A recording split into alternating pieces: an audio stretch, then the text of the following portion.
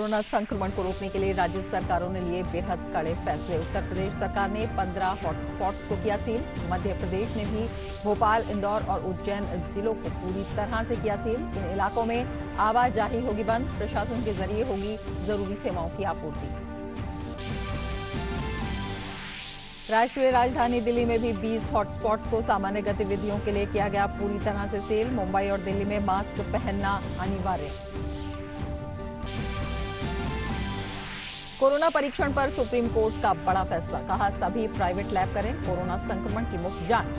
सर्वोच्च अदालत ने कहा, महामारी को फैलने से रोकने की मुहिम में निजी अस्पतालों की है अहम भूमिका।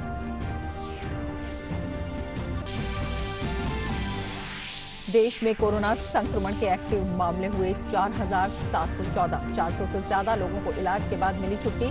कोरोना से मरने वालों की संख्या हुई 149। पिछले 24 घंटों में कई राज्यों में संक्रमण के मामलों में हुआ इजाफा।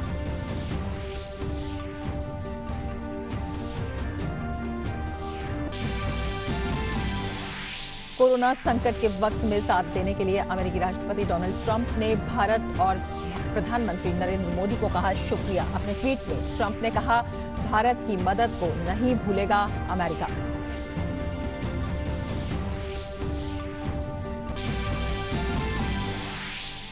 अमेरिका और ब्रिटेन में कोविड-19 के मामलों में रिकॉर्ड वृद्धि। महज एक दिन में न्यूयॉर्क में रिकॉर्ड 779 मौतें। ब्रिटेन में भी एक दिन में मौत का आंकड़ा 1000 के करीब पहुंचा।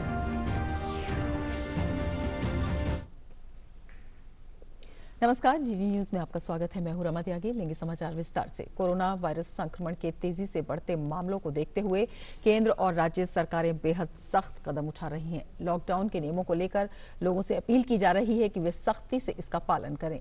इस महामारी को रोकने के लिए सरकार और प्रशासन तेजी से काम कर रहे हैं। कोरोना के खतरे को देखते हुए मध्य प्रदेश सरकार ने कड़ा फैसला लिया है। राज्य में संक्रमण के 3 सबसे बड़े केंद्र के तौर पर उभरे इंदौर, भोपाल और उज्जैन को सील करने के आदेश दिए गए हैं। मुख्यमंत्री शिवराज सिंह चौहान ने कल इन स्थानों पर आवाजाही पूरी तरह बंद करने और जिला प्रशासन के माध्यम से जरूरी चीजों की होम डिलीवरी कराने के निर्देश दिए। मुख्यमंत्री ने लोगों से अपील भी की है कि कोरोना के संक्रमण से बचने के लिए वे मास्क लगाकर ही घर से बाहर निकलें। घर पर बने मास्क का भी प्रयोग किया जा सकता है। इन क्षेत्रों से किसी को भी बाहर जाने या बाहर से अंदर आने की अनुमति नहीं होगी।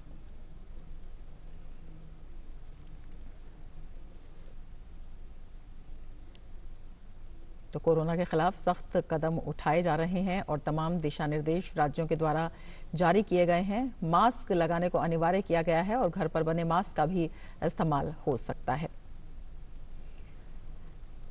और जो क्षेत्र सील किए गए हैं उनमें किसी को भी आवागमन की अनुमति नहीं है। दिल्ली सरकार ने कोरोना वायरस को फैलने से रोकने के लिए राष्ट्रीय राजधानी में कोविड-19 से अत्यधिक प्रभावित 20 इलाकों को सील कर दिया है और घर से बाहर निकलने पर मास्क लगाना अनिवार्य कर दिया है। दिल्ली के मुख्यमंत्री अरविंद केजरीवाल ने इस बाबत कल वरिष्ठ मंत्रियों और दिल्ली सरकार के शीर्ष अधिकारियों के साथ बैठक की। दिल्ली सरकार ने कहा है कि चेहरे पर मास्क लगाने से काफी हद तक कोरोना वायरस संक्रमण के प्रसार को कम किया जा सकता है। इसलिए ये फैसला लिया गया है कि घर से बाहर कदम रखने वाले किसी भी व्यक्ति के लिए मास्क लगाना आवश्यक होगा। कपड़े का मास्क भी उपयोग में लाया जा सकता है। जिन इलाकों को सील किया गया है वहां लोग अपने घरों से बाहर नहीं आ सकते हैं और सरकार आवश्यक वस्तुओं की आपूर्ति सुनिश्चित करेगी। किसी को भी इन क्षेत्रों में प्रवेश करने या वहां से बाहर निकलने की अनुमति नहीं दी जाएगी। इन हॉटस्पॉट्स में दीनपुर गांव, मरकज मस्जिद और निजामुद्दीन बस्ती, बी ब्लॉक, जहांगीरपुरी शामिल हैं।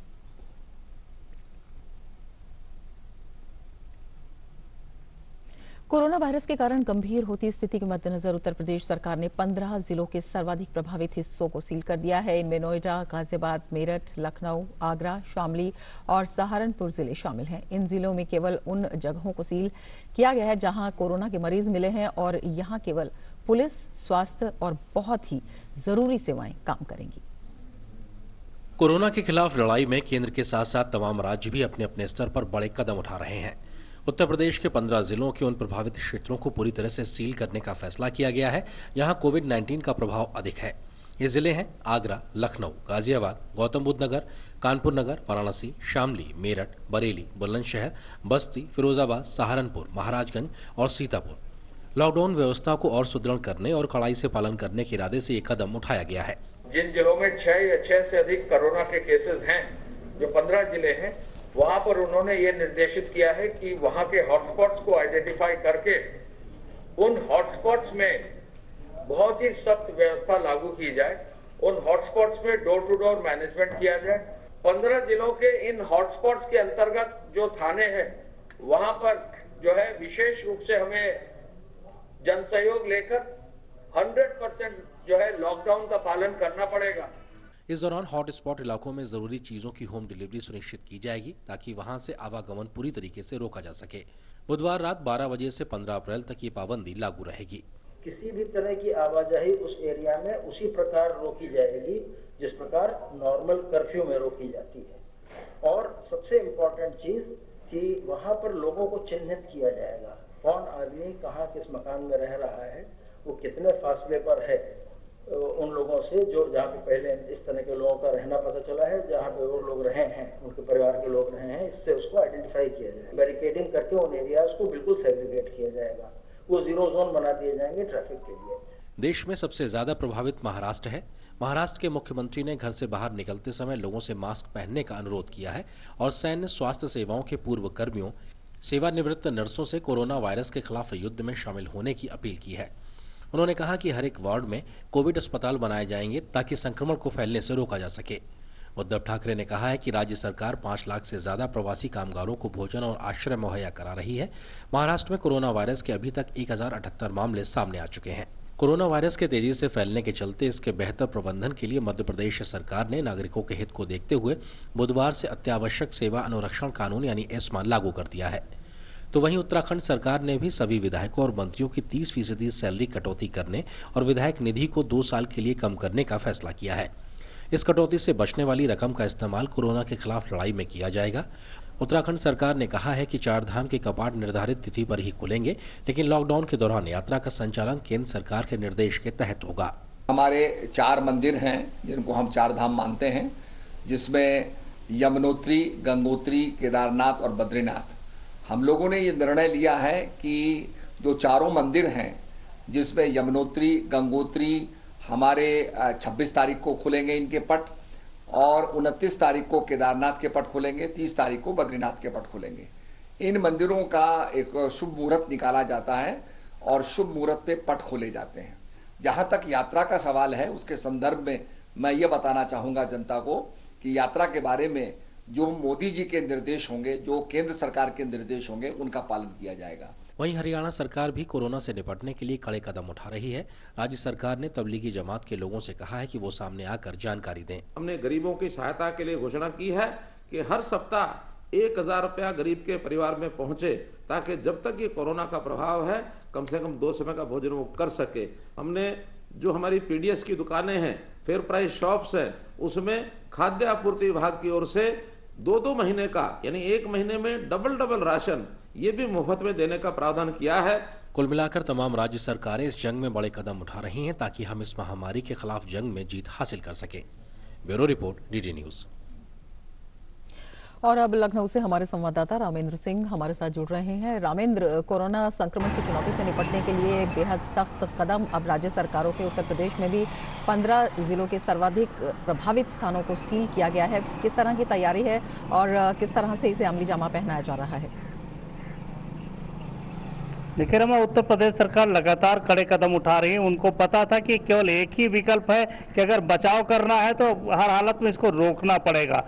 लेकिन जिस तरीके से जमातियों की संख्या लगातार बढ़ती जा रही थी, उसको लेकर के सरकार सचेत हुई और कल थोड़ा सा आपाधापी हुई कि सरकार ने कहा कि उन 15 जिलों को, उन हॉट स्पॉट को हम लॉकडाउन करेंगे, लेकिन तुरंत सूचना आ गई कि वो सारे जिले लॉकडाउन किए जा रहे हैं। तो थोड़ा सा लोग बाहर आए, लेकिन सरकार ने जल्दी ही इन चीज़ों को संभाला और अधिकारियों को निर्देशित किया कि इस तरीके की गलती दोबारा ना हो, तारतम्यता बनी रहे। जी, उससे थोड़ा सा हालात सुधरे हैं। सरकार ने एक और काम किया है कि पीडीएस सिस्टम को बेहतर किया है। पीडीएस सिस्टम के लोगों को खाद्यान्न गांव तक मिले, शहरों में मिले, गरीबों को मिले, जॉब कार्ड मजदूरों को मिले, ये सारा काम सरकार ने किया है। और जो एरिया है उनको पूरी तरीके से सील कर दिया। ये वो एरिया है रमा, जहां जमाती गए थे, जो मस्जिदों में रहे हैं। इक्के दुक्के एरिया है जहां पेशेंट मिले हैं, अन्यथा ये जमातियों वाले एरिया है जहां ये लोग गए थे और जिन एरियो में रहे और कहां कहां संपर्क में उनको सैनिटाइज किया जा रहा। इसीलिए लॉकडाउन किया गया कि ये संख्या कतई बढ़ने न पाए। सरकार जो बढ़ती संख्या है उससे चिंतित है। यही नहीं, सरकार ने और कदम उठाए। जो विधायक निधि उसको सस्पेंड कर दिया है 1 साल के लिए, और जो सैलरी है उसको 30% कम कर दिया है। जो 600 करोड़ रुपए का रिजर्व फंड था उसको बढ़ा के 1200 करोड़ किया है, जो आपदा राहत कोष था। तो इस तरीके से सरकार लगातार कदम उठा रही है। और वो एरिया जिन हॉट स्पॉट को चिन्हित किया गया वो आज पूरी तरह बंद रहेंगे 13 तारीख तक, और 14 को एक बार फिर सरकार बैठेगी, तय करेगी कि क्या करना है। रमा, बिल्कुल रामेंद्र, आप नजर बनाए रखें। इस वक्त सावधानी ही सबसे बड़ा बचाव है और आप भी सावधानी पूर्वक रिपोर्टिंग करें। शुक्रिया पूरी जानकारी के लिए। आगे बढ़ते हैं। देश में कोरोना वायरस महामारी के बीच सुप्रीम कोर्ट ने बड़ा फैसला सुनाया है। सुप्रीम कोर्ट ने आदेश दिया है कि मान्यता प्राप्त सरकारी या प्राइवेट लैब्स में कोरोना वायरस की जांच मुफ्त में होगी। इसके लिए अदालत ने केंद्र सरकार से कहा है कि वो मान्यता प्राप्त सभी लैबों को मुफ्त में कोरोना जांच करने का निर्देश दे। सुप्रीम कोर्ट ने साथ में ये भी कहा कि कोरोना वायरस की जांच सिर्फ वही लैब करें जो NABL यानी national accreditation board for testing and calibration laboratory से मान्यता प्राप्त हो। ये लैब विश्व स्वास्थ्य संगठन या Indian council of medical research से मंजूरी प्राप्त किसी एजेंसी के जरिए होनी चाहिए। एक अन्य याचिका पर आदेश में केंद्र और राज्य सरकारों को निर्देश दिया गया है कि कोविड-19 के मरीजों के इलाज में लगे डॉक्टरों, अन्य मेडिकल और पैरामेडिकल स्टाफ को PPE सूट, मास्क और अन्य जरूरी मेडिकल उपकरण मुहैया कराएं। देश में कोरोना के सक्रिय मामलों की संख्या 4714 हो गई है। इसके साथ ही 410 लोगों को इलाज के बाद छुट्टी दे दी गई है। देश में कोरोना से अब तक 149 लोगों की मौत हो चुकी है। केंद्र सरकार राज्य सरकारों के साथ मिलकर लगातार कोरोना के संक्रमण को कम से कम करने के उपायों पर काम कर रही है। साथ ही सभी राज्यों द्वारा लगातार एहतियाती कदम उठाए जा रहे हैं। जहां कुछ राज्यों में मास्क लगाकर बाहर निकलना अनिवार्य किया गया है, तो वहीं कुछ चिन्हित हॉटस्पॉट्स को सील भी कर दिया गया है। सरकार लोगों से लगातार सावधानी बरतने और लॉकडाउन का पालन करने का आग्रह कर रही है। प्रधानमंत्री नरेंद्र मोदी ने कल राजनीतिक दलों के नेताओं के साथ वीडियो कॉन्फ्रेंसिंग के जरिए संवाद किया और कोरोना वायरस से निपटने की चुनौतियों पर चर्चा की।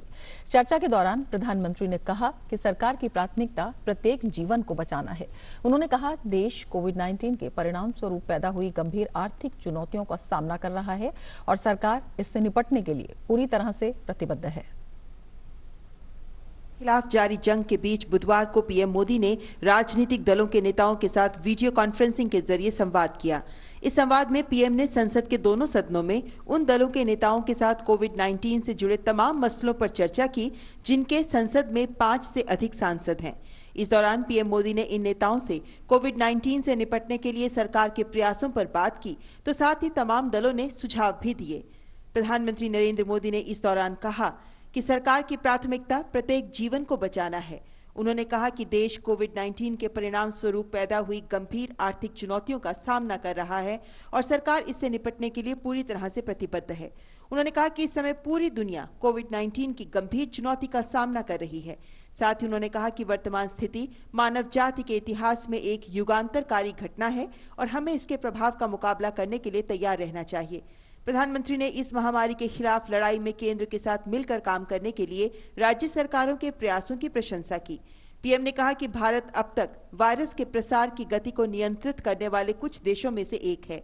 उन्होंने ये चेतावनी भी दी कि स्थिति लगातार बदलती रहती है और हर समय सतर्कता बनाए रखने की जरूरत है। प्रधानमंत्री ने रेखांकित किया कि देश में स्थिति एक सामाजिक आपातकाल के समान है। उन्होंने कहा कि देश को कड़े फैसले लेने के लिए मजबूर होना पड़ा है और हमें निरंतर सतर्क रहना चाहिए। उन्होंने कहा कि कई राज्य सरकारों, जिला प्रशासन और विशेषज्ञों ने लॉकडाउन के चरण के विस्तार के लिए कहा है। वीडियो कॉन्फ्रेंस के दौरान केंद्र सरकार के शीर्ष अधिकारियों ने पीएम गरीब कल्याण योजना के तहत लोगों तक लाभों के वितरण की स्थिति सहित उभरती चुनौतियों को पूरा करने के लिए उठाए जा रहे कदमों पर विस्तृत जानकारी दी। पीएम ने कहा कि कोविड-19 के खिलाफ इस लड़ाई में एकजुट होकर देश में रचनात्मक और सकारात्मक राजनीति हुई है।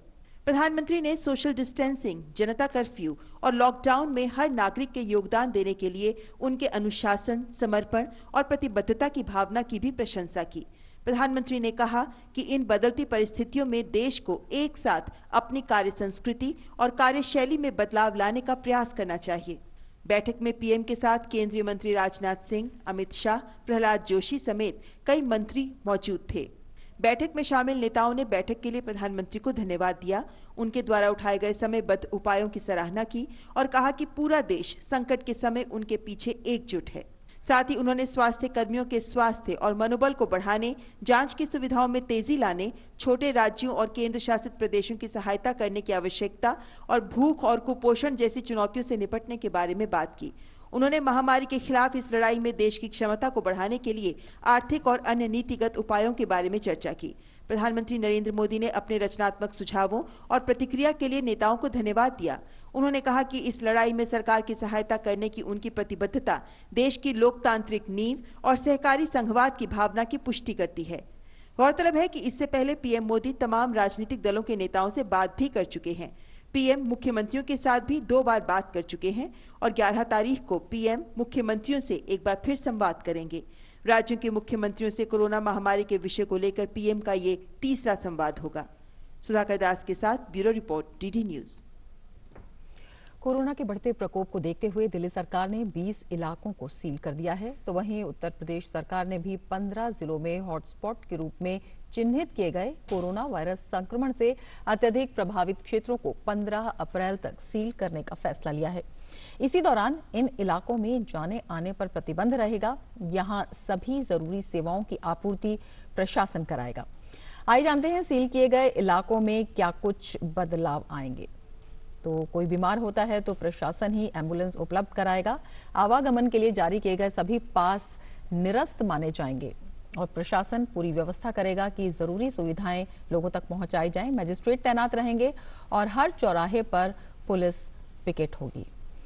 तो ध्यान रखा जाएगा कि जनता को असुविधा ना हो। जरूरत पड़ने पर ड्रोन कैमरे से निगरानी कराई जाएगी और ये निगरानी बेहद जरूरी है कि लोग घर में रहें, स्वस्थ रहें। क्षेत्र के प्रत्येक घर की सूची बनाकर सघन जांच की जाएगी और ये जांच भी बेहद जरूरी है इस संक्रमण को रोकने के लिए। और भोपाल से हमारे संवाददाता अजीत द्विवेदी इस वक्त जुड़ रहे हैं। अजीत, किस तरह की स्थिति वहां पर है? प्रशासन ने वहां पर भी कदम उठाए हैं और राज्य सरकार तेजी से काम कर रही है कि इस वायरस के संक्रमण को वहां पर रोका जा सके। जी बिल्कुल, देखिए जिस तरीके से पिछले कुछ दिनों से मध्य प्रदेश में लगातार जो मामले बढ़े हैं उसको देखते हुए प्रशासन काफी सतर्क हो गया है। जैसे कि कई जगहों पर जहां पर की मामले सामने आ रहे हैं उस पूरे इलाके को जो है वो क्वारंटीन घोषित किया, उस पूरे इलाके को कंटेनमेंट घोषित किया गया है और वहां पर किसी की भी आवाजाही जो है बंद कर दी गई है। बड़ी संख्या में लोगों को क्वारंटीन किया गया है उस इलाके में जहां पर की लोग पाए जा रहे हैं। जो बीमार हैं उनको तो हॉस्पिटल में आइसोलेशन में रखा गया है, लेकिन जो उनसे संपर्क में आए हैं उनको 14 दिन के लिए क्वारंटीन में उसी इलाके में रखा गया है जहां पर वो रहते हैं और किसी की भी आवाजाही जो है वो बंद कर दी गई है ऐसे इलाकों में और बड़ी संख्या में वहां पर बैरिकेडिंग करके पुलिस की तैनाती की गई है। इसके साथ साथ जो ऐसे इलाके हैं जहां पर की लॉकडाउन का पालन जो है उतनी सख्ती से नहीं हो पाता था, तो वहां पर जो घनी बस्तियां हैं वहां पर पुलिस लगातार ड्रोन कैमरों की मदद से वहां पर लगातार जो है निगरानी रख रही है वहां पर और साथ ही कोशिश कर रही है कि जो पालन हो, क्योंकि जिस तरीके से मामले बढ़े हैं पिछले कुछ दिनों में लगातार, क्योंकि अभी जो आधिकारिक जो आंकड़े आए हैं मध्य प्रदेश सरकार ने जो जारी किए हैं, कल रात जो उन्होंने बुलेटिन जारी किया है उसके हिसाब से 350 से ज्यादा जो है वो मामले मध्य प्रदेश में अभी तक आ गए हैं और जिसमें कि जो भोपाल और इंदौर दो प्रमुख शहर है मध्य प्रदेश के, दोनों जो है उसके हॉट स्पॉट बने हुए हैं और दोनों ही शहरों में सबसे ज्यादा जो मामले हैं वो सामने आ रहे हैं।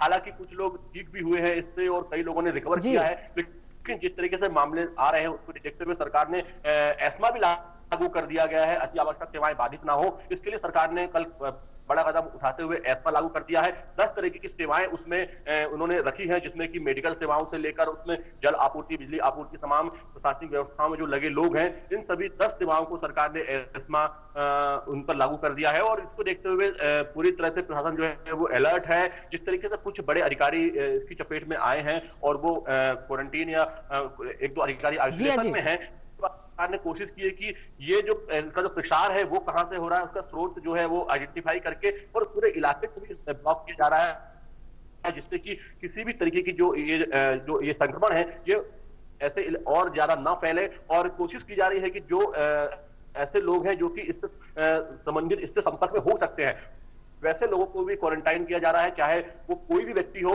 उसको क्वारंटाइन करने के लिए पूरी तरह से जो प्रशासन की टीम है वो लगातार पहुंच जाती है घरों पर। वहां पर उनके घर के बाहर बाकायदा एक पंपलेट जो है वो चिपकाया जाता है, जिसमें पूरी डिटेल होती है कि इस घर में विजिट नहीं करना है, इसमें नहीं आना है और कितने दिनों के लिए क्वारंटीन किया गया है, ये पूरी जानकारी उसमें होती है। और लगातार जिस तरीके से मध्य प्रदेश में हमने देखा है कि पिछले कुछ दिनों से भोपाल इंदौर में ही लगातार जो ज्यादा मामले आ रहे हैं, उसको देखते हुए प्रशासन ने काफी सख्ती बरती है और कोशिश कर रहे हैं कि जिस पुलिस के काम में कोई बाधा ना है। जिस तरीके से पिछले कुछ दिनों में देखा गया है कि पुलिस पर लोगों ने इंदौर में और 2 बार और भोपाल में एक जगह पर पुलिस पर हमला करने की कोशिश की थी। अब पुलिस को कुछ जो बस्तियां वहां पर घुसने नहीं दिया जा रहा था, तो उन पर लगातार कार्रवाई जारी है और सख्त संदेश दे रहा है प्रशासन कि कोई भी अगर लॉकडाउन तोड़ने की कोशिश करेगा या पुलिस या स्वास्थ्य कर्मियों पर किसी तरह की कोई हिंसा की जाएगी, बिल्कुल कड़ी तो निगरानी की जा रही है अजीत, और ये बेहद जरूरी भी है और इस वक्त की जरूरत है। आप नजर बनाए रखें। फिलहाल शुक्रिया पूरी जानकारी के लिए। आगे बढ़ते हैं। स्वास्थ्य मंत्रालय ने कहा है कि कोविड-19 के मामले बढ़ रहे हैं और इसको देखते हुए केंद्र और राज्य सरकारें कोरोना वायरस के प्रसार की श्रृंखला को तोड़ने के उपाय लगातार कर रहे हैं।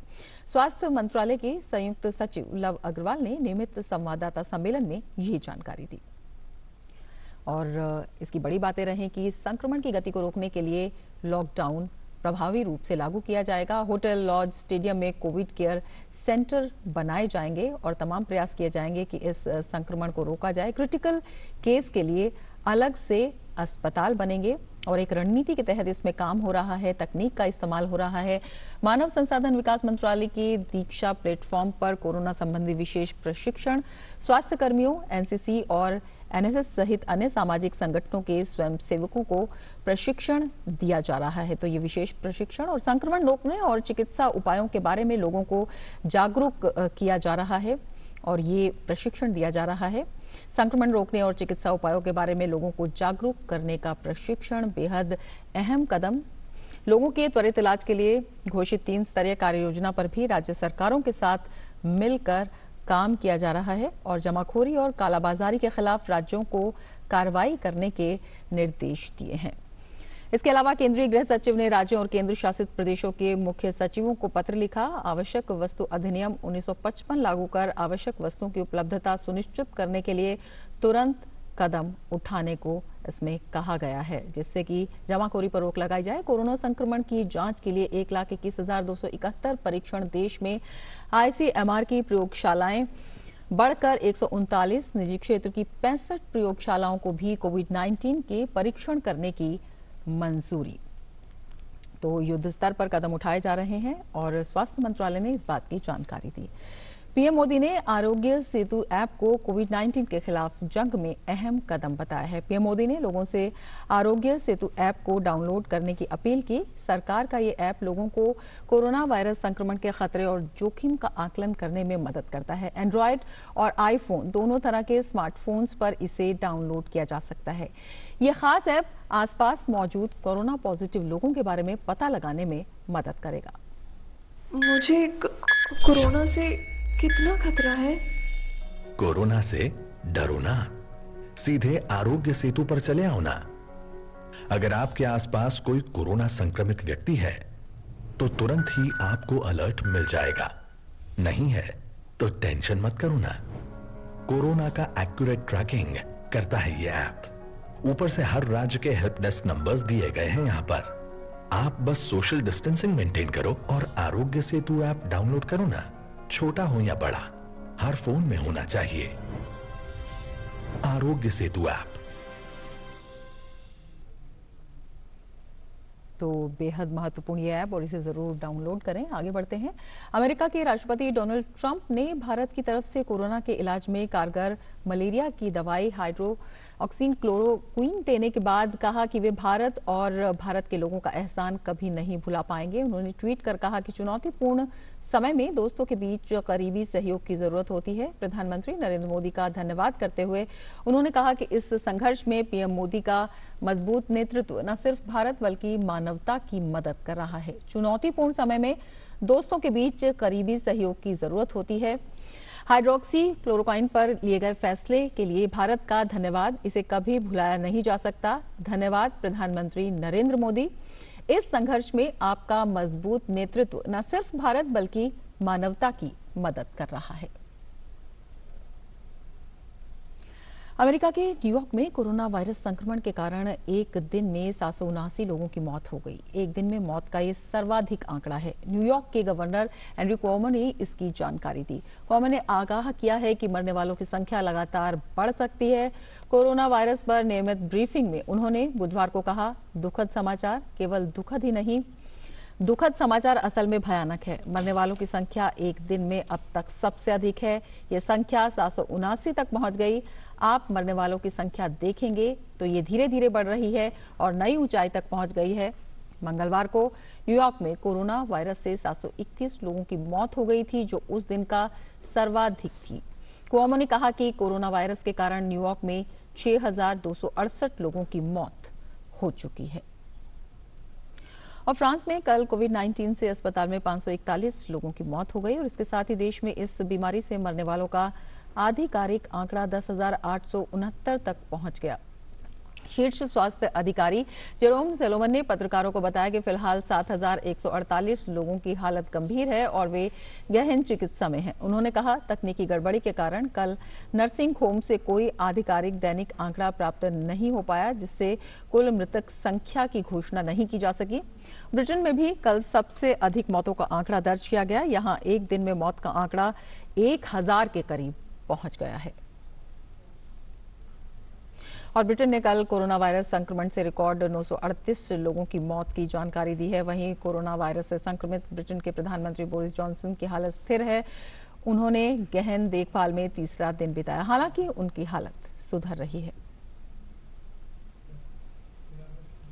इसके साथ ही इस बुलेटिन में फिलहाल इतना ही। नमस्कार।